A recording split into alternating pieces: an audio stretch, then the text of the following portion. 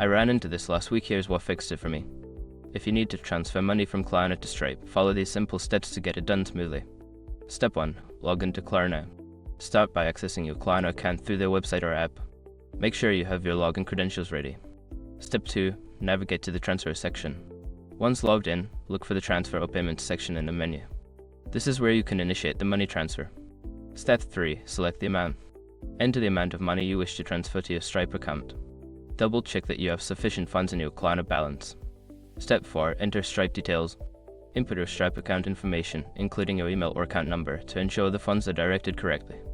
Step 5. Confirm and complete the transfer. Review all the details, then hit the confirm button to finalize the transfer. You should receive a confirmation notification once the process is complete. Just a heads up, sometimes transfers can take a little longer than expected, especially if there are network delays.